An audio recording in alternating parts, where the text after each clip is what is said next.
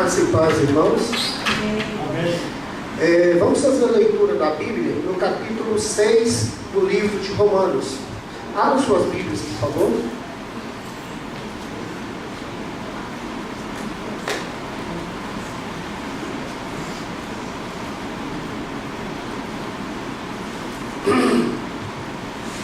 Romanos capítulo 6. Nós vamos ler do versículo 1 até o 14º.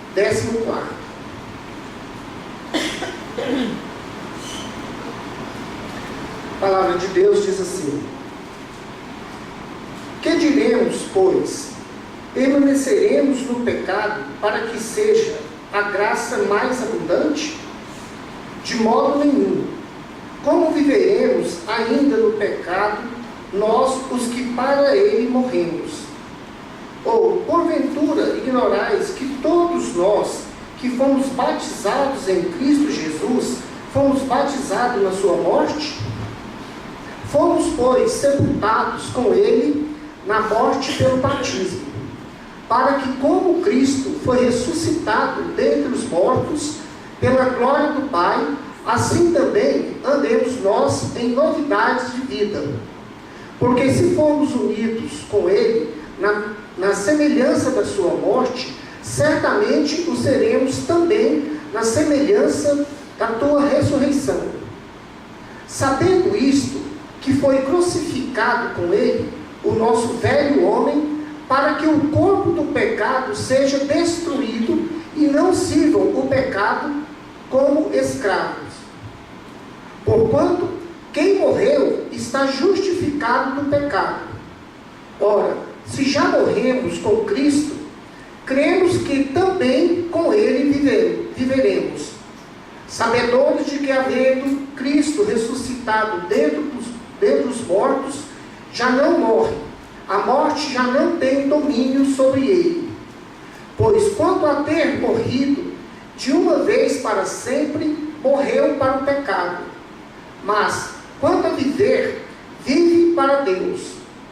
Assim também vós considerai-vos mortos para o pecado, mas vivos para Deus em Cristo Jesus. Não reine, portanto, o pecado em vosso corpo, no vosso corpo mortal, de maneira que obedeçais às suas paixões. Nem ofereçais cada os membros do seu corpo ao pecado, como instrumentos de iniquidade, mas oferecei-vos a Deus como ressurretos dentre os mortos os vossos membros, a Deus como instrumentos de justiça.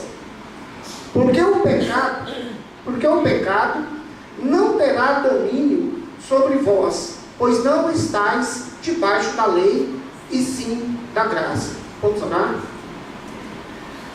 Senhor Deus, nesta noite queremos agradecer a oportunidade de estarmos aqui em tua casa, convivendo com o Espírito Santo, para que nós possamos aprender mais a respeito de tua palavra, a respeito de tua doutrina, para que possamos, Senhor, levarmos para a nossa vida, no cotidiano dos nossos lares, do nosso serviço, do nosso lazer. Pedimos para isso, Senhor, que o Espírito Santo nos inspire para que nós falemos somente aquilo que provém de Deus, para que nós não desviamos e não erremos em suas palavras, para que tudo que seja dito seja abençoado e seja digno de ti, Senhor. Nós oramos e agradecemos em nome de Jesus. Amém. Aqui no princípio desse capítulo, ele começa com uma pergunta.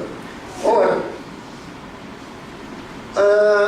na verdade, capítulo e versículos foram colocados a posterior.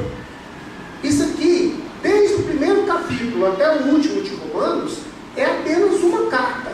É uma carta única. E ela vem abordando alguns assuntos. Então, no primeiro capítulo, ele fala a respeito da perdição, no primeiro, segundo e terceiro capítulo, até o versículo 20, ele fala a respeito da perdição. No capítulo 1, ele fala da perdição dos gentios. No capítulo 2, ele fala a respeito da perdição dos judeus. E na metade do capítulo 3, ele fala a respeito da perdição de todos os seres humanos. Depois dessa metade do capítulo 3 até o final do capítulo 5, ele fala a respeito da justificação, da doutrina da justificação. E por fim, no capítulo 6, 7 e 8, ele aborda a respeito da santificação. Então hoje o estudo da gente vai pegar uma parte do capítulo 6, que vai de 1 a 14, para que a gente comece a entender esse processo da santificação. Então ele começa aqui no versículo 1 com uma pergunta. Que diremos, pois? Permaneceremos no pecado para que seja a graça mais abundante? Por que ele está fazendo essa pergunta no início? É porque no capítulo anterior, no versículo 20, tem 21 versículos, no versículo 20, ele está falando aqui, ele relatou que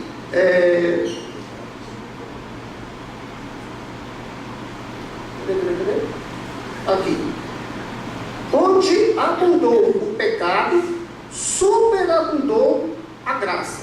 Ou seja, se tem muito pecado, então vai ter muita graça de Deus. Então, quando ele coloca isso, pode ser que alguém, ou certamente alguém, vai falar, olha, então nós podemos pecar, porque quanto mais pecar, mais eu receberei graça de Deus. Então poderia surgir essa dúvida, essa arguição, ou esse entendimento na passagem do capítulo anterior, capítulo 5, versículo 20. Portanto, ele, por bem, na sua carta, quando ele começa essa nova parte aqui, ele faz esse questionamento, ele se auto-questiona. Ou seja, se eu pecar, vai ter mais, então por que não fazer isso? Tá certo? Mas aí, no versículo seguinte, ele já responde. Paulo diz assim: de modo nenhum. Como viveremos ainda no pecado, nós, o que para ele morremos? Ou, porventura, ignorais que todos nós que fomos batizados em Cristo Jesus, fomos batizados na sua morte? Ou seja, Paulo foi muito veemente. Se você pegar a expressão que ele utilizou em grego, foi o máximo que ele poderia falar para negar aquela condição de pecar muito para receber muita graça. Ou seja, ele diz, de forma alguma, isso não está correto, jamais. Porque é um contrassenso você querer receber graça de Deus porque você peca mais. Então ele determina aqui que não é dessa forma. E ele ainda explica uma questão interessante. Jesus Cristo morreu na cruz. Nós geralmente entendemos que Jesus Cristo morreu na cruz para retirar o pecado do mundo. E isso é verdade. Mas não foi somente isso. Ele também, morrendo na cruz, ele fez com que nós dominássemos o pecado. Ele abriu a possibilidade do homem dominar o pecado. Ele conseguiu destruir o pecado.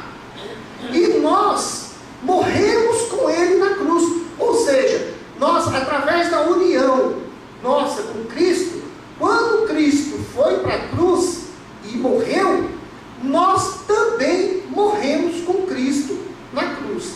Ora, se nós morremos para o pecado. Então, a partir do momento que eu morro com Jesus na cruz, eu morri para o pecado. Alguém, por acaso, chega em algum velório e encontrando ali a pessoa que faleceu, e você oferecer um copo de Coca-Cola, ele vai aceitar? Se você mandar ele levantar, ele levanta? Se você contar uma piada, ele vai rir? Claro que não. Por quê? Porque ele está morto. Se ele está morto, ele não tem reações. E nós também não podemos aceitar o pecado. Por quê? Porque nós estamos mortos. Então nós não temos reação ao pecado. O pecado não pode nos atingir, porque nós estamos mortos ao pecado. Continuando. Fomos, pois, sepultados com ele, Cristo, na morte pelo batismo, para que, como Cristo foi ressuscitado dentre os mortos, pela glória do Pai, assim também andemos nós em novidade de vida. Ou seja, nós fomos sepultados. Primeiro morremos com Cristo. Depois fomos sepultados com Cristo. Mas nós ressuscitamos com Cristo. E essa ressurreição traz uma nova vida. E uma vida que a gente pode vencer o pecado. Por quê? Porque nós não estamos mais sob o domínio do pecado. Agora eu pergunto, se nós podemos dominar o pecado, se nós não somos mais escravos do pecado, por que pecamos? Por que pecamos? Então, na verdade, nós, que através do nosso batismo, através de você aceitar Jesus Cristo como seu Salvador, seu único Salvador, você batiza. Aí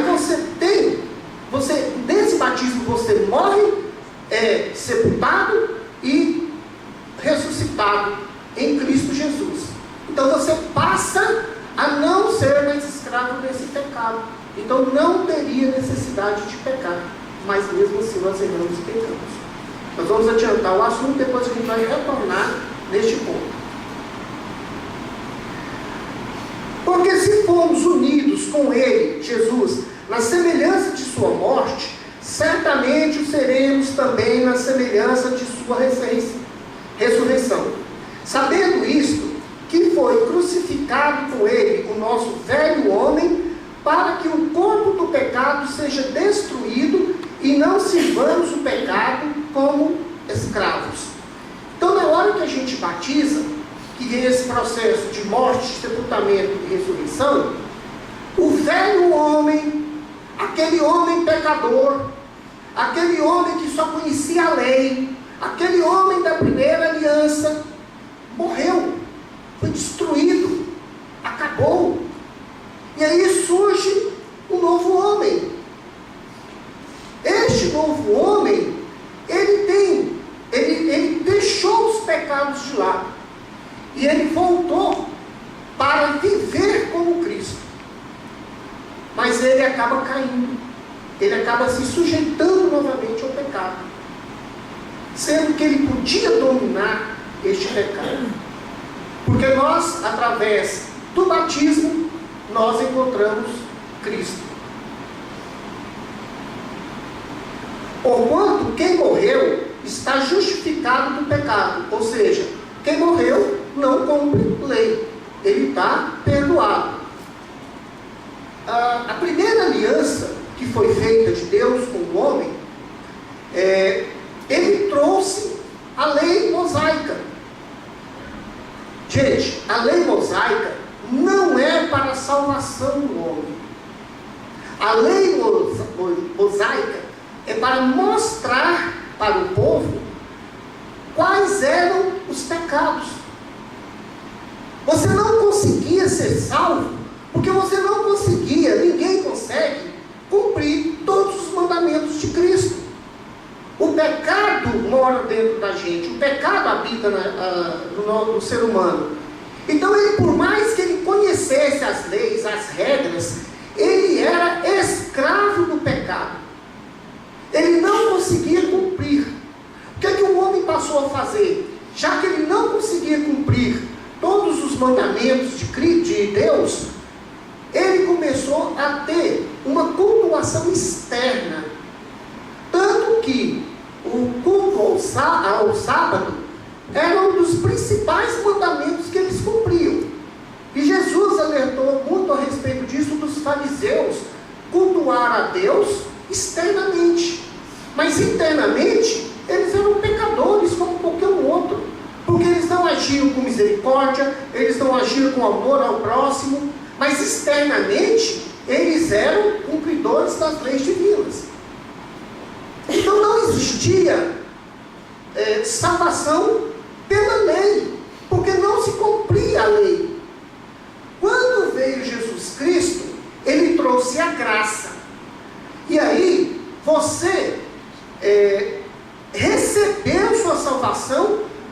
fé em Jesus Cristo como Salvador. Aí você passou a ter salvação.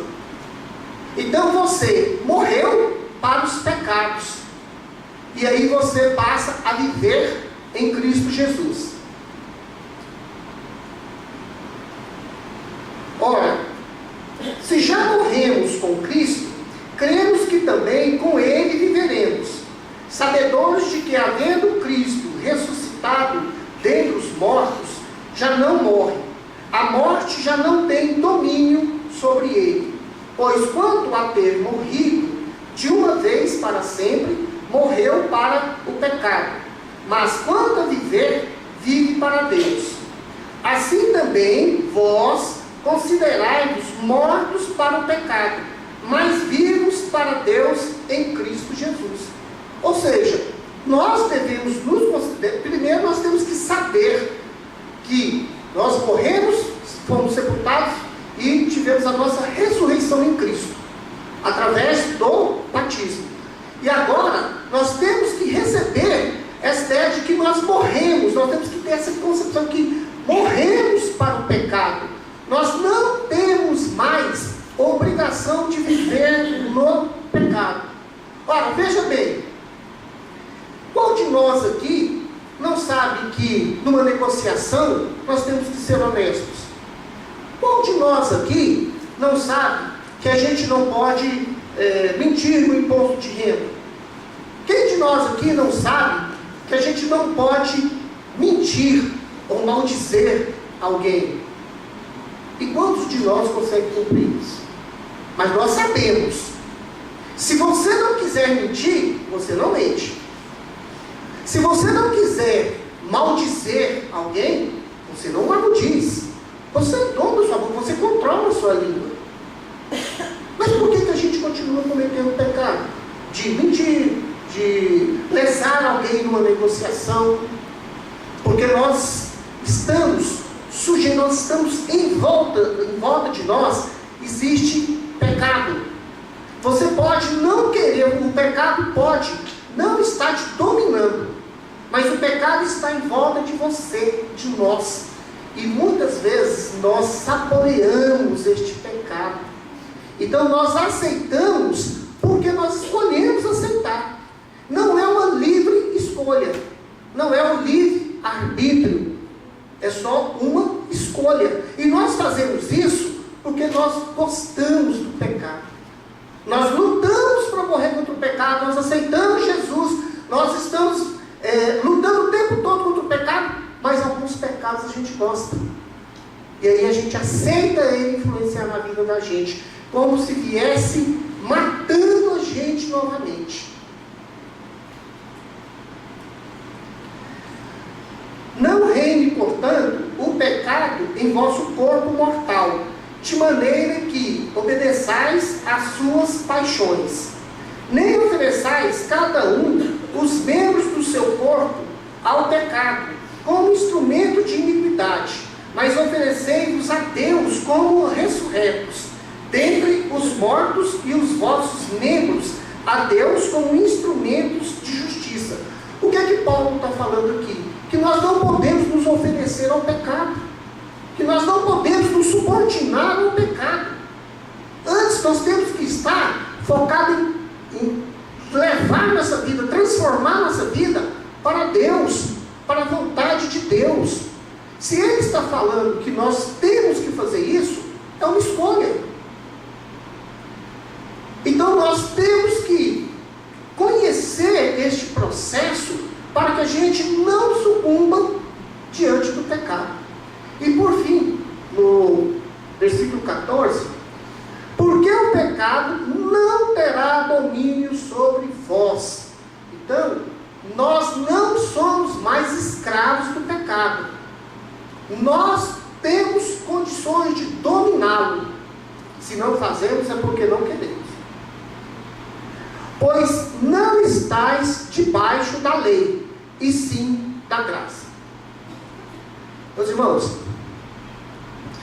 a gente tem que fazer um alerta aqui antes, porque fica parecendo assim: se eu quero eu não peco, se eu não quero eu peco. Bom, nós estamos envoltos em muitas verdades, o mundo em volta da gente nos conduz a erros e a gente acaba pecando. E não há nenhum, nem eu, nem vocês, nem ninguém que não cometa pecado. Por quê? Porque nós estamos vivendo uma fase, uma era, que ela está sobreposta. Existe uma era antes de Cristo, que chega até Cristo, e uma fase depois de Cristo. Então é a era do já veio e ainda não. O já veio é porque o Messias já veio, Jesus Cristo. Na vida de Jesus Cristo, em sua morte e sua ressurreição, ele inaugurou uma nova era em que o pecado, nós não somos mais escravos do pecado, nós dominamos o pecado. Mas ainda existe aquela outra era em que o pecado dominava. Então nós estamos vivendo essas duas fases simultaneamente. Quando vai acabar isso? Quando Jesus Cristo retornar à terra. Quando Jesus Cristo retornar, essa fase anterior, onde o pecado dominava, vai se extinguir em definitivo. E aí vai viver na plenitude de Deus, ou seja, o mundo não terá pecado. Mas por enquanto nós estamos vivendo esse conflito entre não pecar e pecar. E nós, como os homens carnais, por mais que a gente consiga evitar alguns pecados, nós não conseguimos evitar todos. Qual que é o grande problema? O grande problema é quando você tem prazer no pecado. Quando você promove o pecado. Quando você divulga esse pecado. Quando você alimenta esse pecado. Este é o problema. Porque você não tem essa necessidade. Mas olha só, eu sou contra matar, eu não mato. Eu sou contra roubar, eu não roubo. Mas eu cobiço a mulher do próximo. E aí, eu não me limito. E para isso, eu crio situações, eu invento, eu faço maledicências, eu crio toda uma estratégia para atender o meu coração. Agora, quando você é convertido, você vai continuar com este problema. Não existe, não é mágica. Eu converti hoje, pronto, agora eu não sinto mais atração por pecado nenhum. Não é mágica, é um processo. Porque a partir do momento que você converte, você quer viver em Jesus Cristo. Então mesmo com aqueles pecados que nos alimentam, eles começam a nos incomodar. E você começa a trabalhar contra eles. Se você tem a maledicência, você começa a perceber que isso não agrada a Deus. E aí você começa a se policiar. Você vai em oração, você vai em aconselhamento, você faz a leitura bíblica, e você vai perceber que com o tempo vai diminuindo, e pode acabar. Então aquele pecado que antes dava prazer, que você utilizava ele como recurso de estratégia na sua vida, muitas vezes já não vai existir mais. Porque a justificação é um ato. É aquele momento em que você reconhece Jesus Cristo como seu Salvador, é apenas um ato, é uma justificação. Mas depois da justificação, você vem num processo de santificação. E esse processo de santificação é para o resto da sua vida. Porque você vai passar o resto da sua vida lutando contra o pecado. Para vocês verem que o pecado exerce muita influência, ele não nos domina, mas ele nos influencia. Vocês querem ver uma coisa? Quantas igrejas nós temos aqui no Distrito Federal? De qualquer religião. Qualquer religião. Religiões que se dizem cristãs. Tá? Quantas igrejas nós temos? Se você for nelas agora, com certeza está lotada. Cheia. Vai no Rio das Neves está cheio, você vai no Pôr do Sol está cheio, você vai no Bar do Sul está cheio, você vai em Águas Claras está cheio. E por que a violência continua aumentando? Porque os negócios andam cada vez mais sendo feitos na surdina. Porque a política nossa está tão corrompida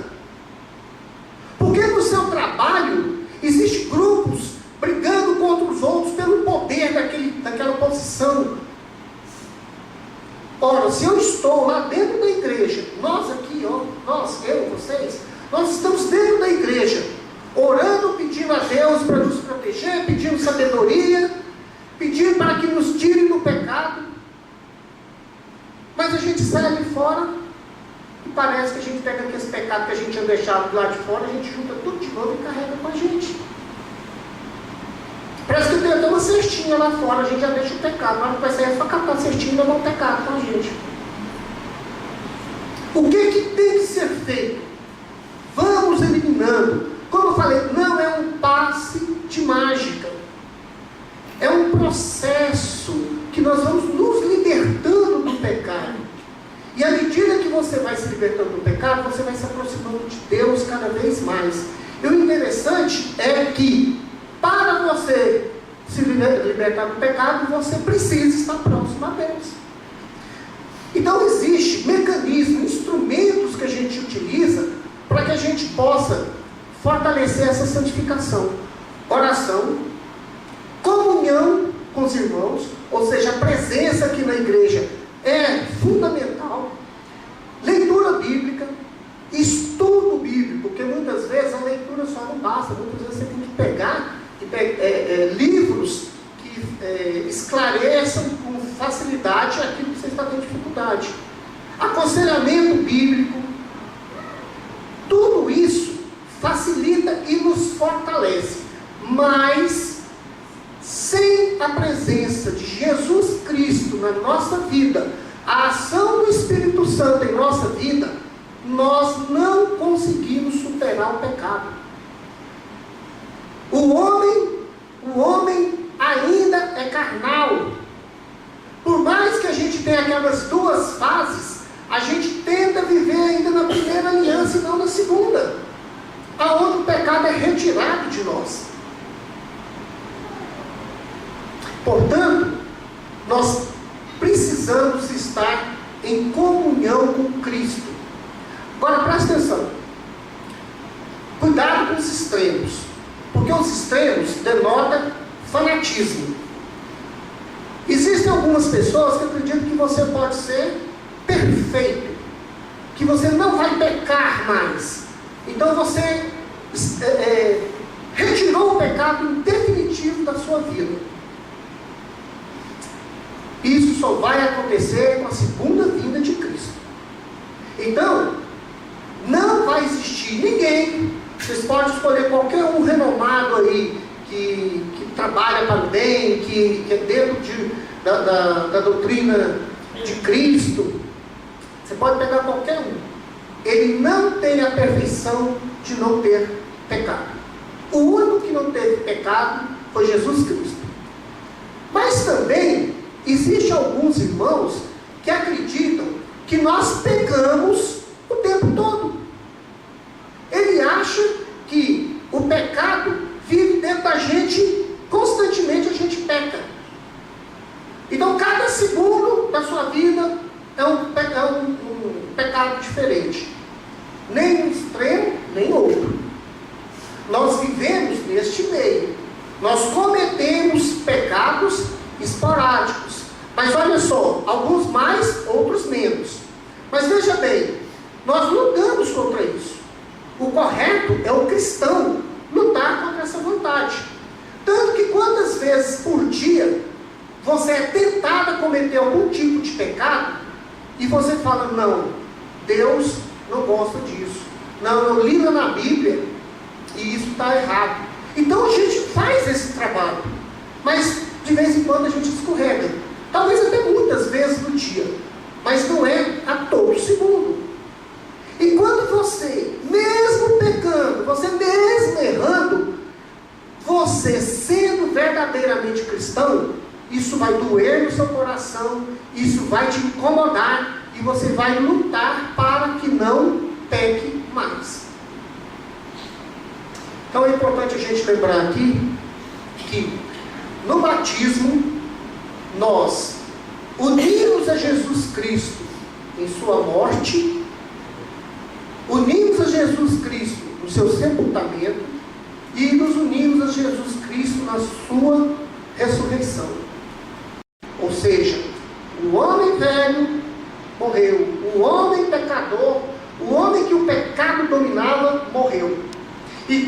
gente ressuscitou, nós nos transformamos num homem novo. Assim como Jesus Cristo, lá em João capítulo 3, Jesus Cristo diz para Nicodemos que você precisa nascer de novo, nascer da água e do Espírito. Então, quando a gente aceita Jesus Cristo, através do batismo, nós ressuscitamos um novo homem. Aí está a nossa salvação. Ou seja, fora de Cristo, nós não temos como encontrar a salvação, porque nós somos dominados, nós somos escravos do pecado. E em Jesus Cristo, nós dominamos o pecado. Mesmo que ainda pequemos, mas o domínio ainda está em nossas mãos. Vamos orar. Senhor meu Deus, sabemos, Senhor, que somos ainda pecadores. Sabemos que falta-nos força para vencer o pecado. Mas também sabemos que o Senhor está conosco, que o Senhor é o Pai amado, que nos perdoou do pecado e está trabalhando para que nós, a cada dia, fujamos dele, Senhor. Não deixe-nos pecar, Senhor. Protege-nos de nós mesmos. Que nosso pecado vá diminuindo e que nós possamos, Senhor, encontrar a santidade em Cristo Jesus. Esteja conosco, Senhor, nos proteja, nos oriente, nos encaminhe no nosso dia a dia. Esteja conosco presente o tempo todo, nos dê sabedoria para agir, para pensar. Nos conduza ao caminho do bem, Senhor. Nós oramos e agradecemos em nome de Jesus. Amém. Nós queremos, neste momento, dar a oportunidade. Jesus Cristo está dando a oportunidade